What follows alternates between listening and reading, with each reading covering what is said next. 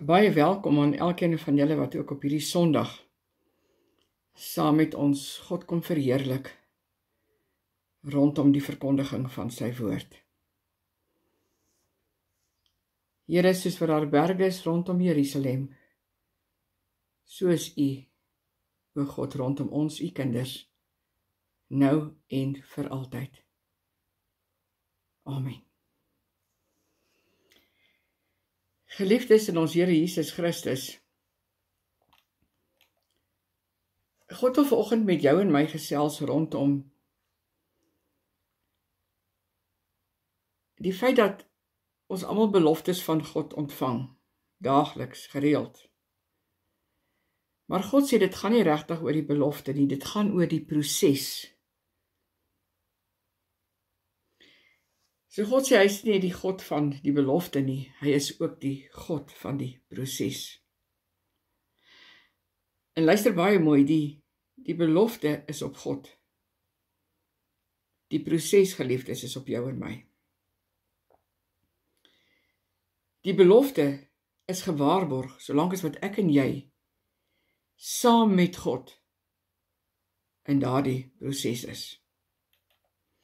Nou kom ons maak nou die woord van God oop, daar by Matteus 6.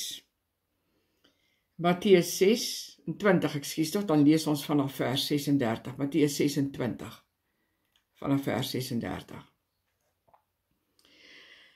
Daarna kom Jesus met sy disippels by 'n plek met die naam van Getsemane. En hy sê vir hulle, sit hier terwyl ek daar gaan bid. Hy het vir Petrus en die 2 seuns van Zebedeus saam met hom geneem. Toe het hy bedroef en beangs geword. Dis Jesus.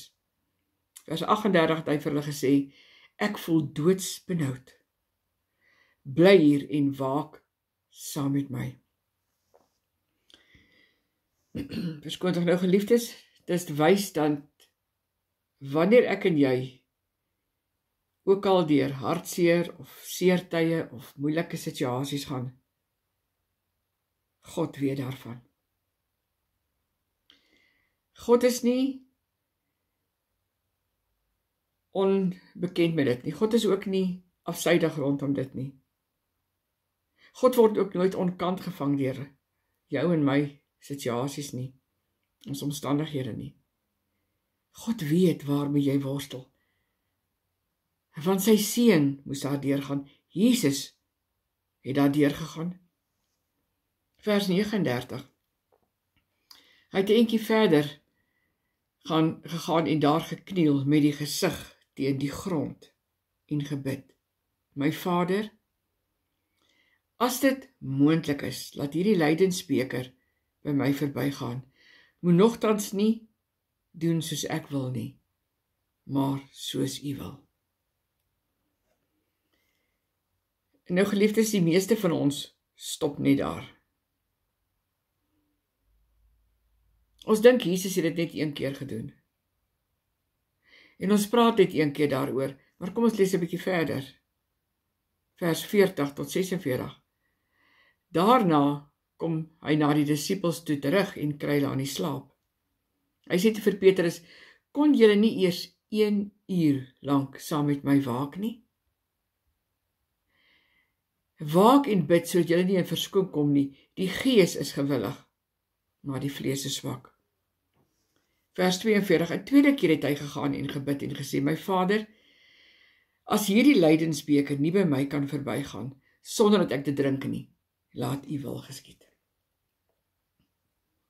En toe hy terugkom, kry hulle weer aan die slaap, want van die vaak kon hulle nie hulle oë oophou nie. Hy het hulle weer alleen gelaat en 'n derde keer gaan bid en dieselfde woorde gesê. Vers 45. Toe kom hy na die disippels toe terug en sê vir hulle, slaap en rus julle nog? Die uur het gekom. Die seun van die mens word in die hande van sondaars oorgegee. Staan op, kom ons loop.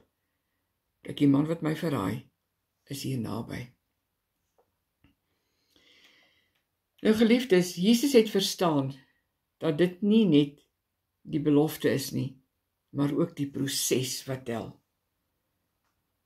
Jy kan juig oor die belofte, maar as jy nie verstaan dat daar 'n proses is nie, dan gaan jy nooit by die belofte uitkom nie. En God wil vir ons iets kom wys. Kom ons blaai daarna, Jesaja 54 vers 17. En hier is 'n skrif wat ek glo ons almal ook baie goed ken. Daar staan: geen wapen wat gesmee word om jou aan te val, sal iets uitrig nie. En elkeen wat vals teen jou getuig, sal gestraf word. Dit is hoe ek, die Here, vir my dienaar sorg. Ek laat geregtigheid aan hulle geskied, sê die Here. Dis God wat hier praat. Geliefdes, dit is God se belofte en almal wat dit hoor juig daaroor. Luister, stel die King James dit: no weapon formed against you shall prosper, and every tongue which rises against you in judgment you shall condemn. Ons ken die skrif en dan verstaan ons nie wanneer 'n wapen gevorm word nie. Want jy dan met jou eie mond verklaar wat in die woord van God staan, wat staan: geen wapen wat gevorm word sal suksesvol wees nie. En elkeen wat 'n oordeel teen jou opstaan sal onregverdig bewys word. Jy het dit gesê, maar dan sien jy met jou eie oë, jy voel aan jou lyf, jy ervaar dit en jy beleef hoe die wapen gevorm word en hoe hierdie wapen suksesvol is. En dan sê jy, maar Here, U het dan beloof. En God sê ja, dit is 'n belofte. Maar daar is 'n proses om daardie belofte te kry. So nou is die vraag, wat is die proses? En geliefdes, vir my spesiaal is hierdie volgende so baie kosbaar, want toe die Heilige Gees sê dat die volgende moet saggies aan die mensdom oorgedra word, het ek besef hier is iets major wat kom. En jy sal dit verstaan wanneer ons klaar is met hierdie boodskap. Wanneer 'n wapen teen jou en my gevorm word en floreer, wanneer dit suksesvol en voorspoedig is, sê God, was jy nie in sy diens nie. Jy was in diens van of vrees, of angs, of depressie, of bekommernis, en daarom floreer wapens teen jou en my. Maak dit seker dat jy elke oomblik in God se diens is. En dit beteken, jy wat moet sê, Vader, laat U wil geskied. Soos wat Jesus gebid het, nie my wil nie, maar U wil. So geliefdes, daar is 'n belofte, geen wapen sal slaag nie.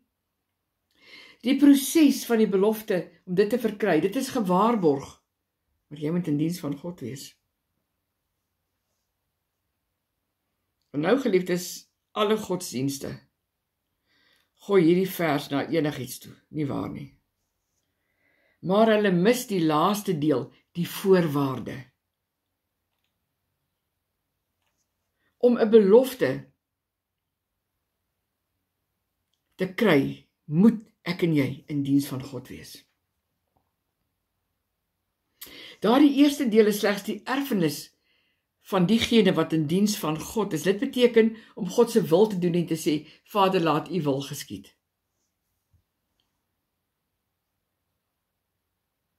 Daarom geliefdes, die oomblik as 'n wapen vorm en 'n wapen begin floreer, gaan terug in jou lewe en jy sal sien, jy was op daardie oomblik in diens of van vrees, of van angstigheid, of van wat ander mense van jou dink, of van wat ander mense van jou sê. En dit is hoekom wapens floreer. Daardie een vers hou die belofte en die proses vas. Die belofte en die voorwaarde. Geliefdes, omdat daar altyd voorwaardes aan beloftes is 'n belofte van God altyd gewaarborg. Want God is nie 'n mens dat hy kan lieg nie. En sy woord kan nooit leeg na hom toe terugkeer nie. Maar onthou, die proses is op jou en my. Wat beteken, Here, laat u wil geskied. Ek weet nie van jou nie, maar toe ek hier kom het ek teruggedink aan toe ek 'n kind was, waar ons Onse Vader so goed geken het, van moeders nie afgeleer het. En ek sê, Here, ek moet erken, ek was altyd bang. Ek was bang vir daardie skrifgedeelte. Laat u wil geskied, want Here, ek het geweet. U wil kan enigiets wees. En wat dan? Dalk voel jy soos ek. Dalk herinner hierdie woord jou ook aan, dat jy ook al baie keer half teruggeduins het van daardie deel, daardie versie in die Onse Vader. Here, laat u wil geskied. Terwyl God eintlik wil hê dat elke keer wanneer vrees na jou toe kom, wanneer angs na jou toe kom, wanneer benoudheid na jou toe kom, wanneer bekommernisse na jou toe kom, sê altyd, Here, laat u wil geskied, ek is in die diens van God. Ek is nie in diens van vrees nie, ek is nie in diens van angs nie. Dis wat ek en jy moet doen. Geliefdes, ons moet onsself so as ware kom comfort met dit. Ons moet onsself so kom voorberei vir dit as ware. En dit is hoekom die Heilige Gees hierdie hele revelation saggies aan ons wil vertel. Want die wapen is, want die waarheid is elke keer as 'n wapen gekom het. En sonder dat jy geweet het, was jy nie in diens van God toe dit gebeur het nie. Dink mooi. Jy was of in diens van vrees, of van angs, of van bekommernis, stres, twyfel. Geliefdes, Jesus het daardie vers verstaan. En daarom het hy, toe hy in die tuin van Getsemane gekom het, gesê, om daardie belofte van sy Vader te verkry, hy het dit geweet, dat geen wapen teen hom sal slaag wanneer hy aan daardie kruis sou hang nie. En dat elkeen wat 'n onreg teenoor hom uitspreek of uitgespreek het, dit sal geopenbaar word. Om daarby uit te kom, moes hy in sy Vader se wil wees. Jesus het dit geweet. Nie in die wil van vrees nie. Nie in die wil van angstigheid of bekommernis of benoudheid nie. Maar hy moes in sy Vader se wil wees en Jesus het skielik homself weer in die tuin bevind. Nou luister baie mooi, geliefdes. Daar is 'n lyn, eintlik 'n dun lyn, tussen die tuin in die Ou Testament en die tuin in die Nuwe Testament. Toe Jesus die tuin van Getsemane binne gegaan het, was hy hartseer. Hy het hartseer gevoel en ervaar. Hoekom? Want hy het gevoel wat met Adam en Eva in die tuin van Eden gebeur het. Wat hulle verkeerd gedoen het. Hulle was nie daardie stadium in diens van God nie.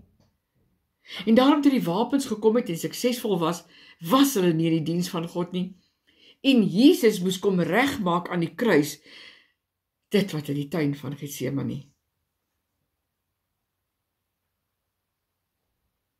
Waar hy was. Hy moes kom regmaak wat in die tuin van Eden gebeur het toe hy in Getsemane was. So hy het die verkeerde kant van die tuin van Eden kom omdraai, reg in die binnehof van Getsemane. Is dit nie amazing nie? Jesus het dit kom regstel. Hy het die tafels kom verander en daarom het hy gesê, laat u wil geskied. Hy het nie net gesukkel om na die kruis toe te gaan nie, geliefdes. Hy het gesukkel met dit wat in die tuin van Eden jare terug gebeur het. En hy moes die koers verander deur te sê, Vader, laat u wil geskied. Alles, geliefdes, is onder God se wil. Dit moet submit onder God se wil. In die oomblik toe Jesus dit gedoen het, het hy eintlik die vyand 'n bloedneus gegee. Want wat die duiwel in die eerste tuin gedoen het met Adam en Eva, hulle wat vrees gedien het op daardie stadium, dit het Jesus kom omdraai en die vyand het geen mag meer gehad nie. Maar in Getsemane het Jesus ook verstaan dat om by hierdie belofte van God uit te kom, by sy Vader uit te kom, want dit is gewaarborg, moes hy deur die tuin van Getsemane gaan, om reg te stel dit wat sy Vader met Adam en Eva in die tuin van Eden begin het. Ek sluit af. Geliefdes, ons as mense sukkel geweldig hiermee. Omdat ons dink dat 'n tuin net lewe is. Maar ons vergeet dat 'n tuin ook die plek is waar dinge sterf om tot lewe te kan kom. Daarom om by 'n belofte uit te kom, is daar altyd 'n proses. Dis waarvoor ons as mense terugdeins. Ons juig oor hierdie belofte wat God maak. Jesaja 54:17, geen wapen wat teen my gesmee word sal suksesvol wees nie. Ons juig hieroor, maar ons vergeet, daar is ook 'n proses om by hierdie belofte uit te kom.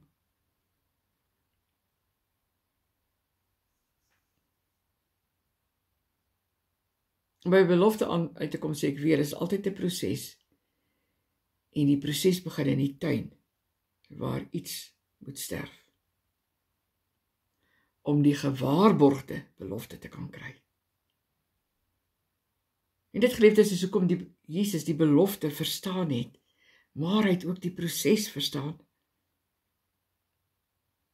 En dit is hoekom hy na die tuin gegaan het, want dit wat Adam en Eva nie kon voltooi nie, wat hulle nie kon reg doen nie, moes hy reg maak.